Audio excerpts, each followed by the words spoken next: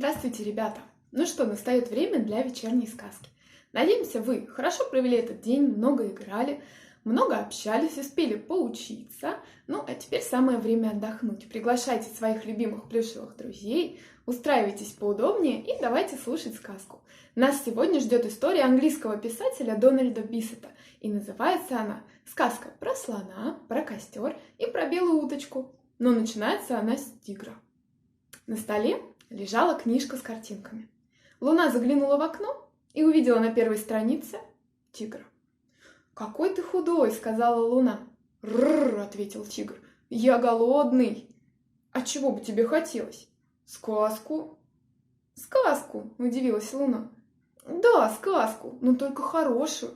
Я от них толстею. Вот так!» — сказал тигр и начал расти прямо на глазах. «Посмотри в окно», — сказала Луна. «В доме напротив живет писатель. Я вас познакомлю. Он умеет писать, самые лучшие сказки». И тигр отправился в гости. «Привет, тигр», — сказал писатель. «Рррр», — ответил тигр. «Разве воспитанные тигры так здороваются?» «Рррр, извини, я очень голодный». «Ну вот тебе косточка с мясом». «Я не люблю косточки с мясом». «Ну что же ты любишь?» «Я люблю сказки, только хорошие. А от плохих я болею и умираю», — сказал тигр и повалился на спину лапками кверху. «Ну, чудеса! Ну, про кого же тебе рассказать сказку?» «Про тигра». «А про слона можно?» «Можно и про слона». «Ну, тогда слушай. Про слона, про костер и про белую уточку. Жил-был на свете слон, очень большой, совсем некрасивый, но очень добрый. Звали его Лони. Однажды он пошел гулять. Шел и пришел к пылающему костру. Возле костра грелась уточка, а рядом был пруд, уточкин пруд. И высокое пламя костра отражалось в нем, как в зеркале. Лони остановился, чтобы полюбоваться на костер, на отражение и на белую уточку. Но тут набежала туча и стал накрапывать дождь. Костер испугался. «Ой, если дождь разойдется, я погиб!» — воскликнул он. «Ох, что ты, не плачь!» — сказала белая уточка. «Не то сам себя слезами зальешь». Уточку звали Миранда. «Постараюсь», — сказал костер. «Не унывай, дружище», — сказал Лони и подул на костер. Костер чуть разгорелся и повеселел. Но дождь лил все сильнее, и тогда Лони попросил белую уточку лететь скорее к тучке и сказать ей, что если она не перестанет поливать дождем, он, Лони, так дунет, что развеет всю тучу, и от нее ни облачка не останется. Миранда полетела к тучке и все ей сказала, как велел Лони. «Ох, прости, пожалуйста», — сказала тучка. «Но дело в том, что когда я увидела тебя, я подумала, утки больше всего на свете любят плескаться в воде, и я полила тебя дождем. Больше я не буду». «Спасибо», — сказала Миранда и полетела назад. Тучка полетела в другую сторону.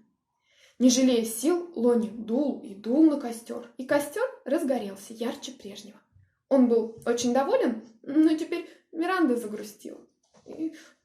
«Что с тобой?» — спросил ее Лони. «Я так люблю дождик», — призналась Миранда. «Все утки любят». «Но этому горю нетрудно помочь», — сказал Лони. Он опустил хобот в пруд, набрал побольше воды и обдал тучку настоящим ливнем. Миранда захлопала крыльями и закрякала от удовольствия. «Настоящий дождь! Даже лучше, чем дождь!» — радовалась она. Лони снова опустил хобот в пруд, набрал побольше воды и опять полил белую уточку дождем.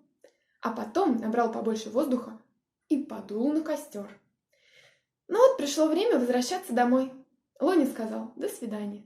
Миранда долго смотрела ему вслед, и ей казалось, что он становится все меньше. Наконец Лони совсем исчез из глаз. Тогда Миранда подбросила в костер веточек, спрятала голову под крыло и заснула. Ей приснился Лони, такой большой, не очень красивый, но очень добрый. «Все? Конец?» — спросил тигр. «Ну, этой сказки конец», — ответил писатель. «Теперь я могу лечь спать?» «Если хочешь, конечно. И могу проспать всю страницу. Даже 2, если хочешь. Нет, я посплю в уголке на следующей странице, где пустое место, а потом проснусь, и ты мне расскажешь новую сказку». И тигр свернулся калачиком в самом нижнем углу страницы, там, где не было ни рисунков, ни букв. Но ему не спалось. Один глаз у меня открыт. Видишь? Ничего не вижу, сказал писатель. Да открыт, поэтому расскажи мне еще одну сказку. Ну и про кого же тебе рассказать? Про тигра? Опять про тигра. Но это совсем не интересно. Давай расскажу про львов, про ужасного и тихоню. Смотри, я нарисовал их портрет. Ой, а они не кусаются? Испугался тигр. Нет, что ты, это воспитанные умные львы. Но эту сказку я расскажу тебе в другой раз, потому что ты уже вон какой толстый стал. На этом и закончилась наша история. Так что спокойной ночи, ребята. Надеемся, что вам приснятся только воспитанные львы и только добрые слоны, ну и всякие приятные и интересные приключения. Доброй ночи!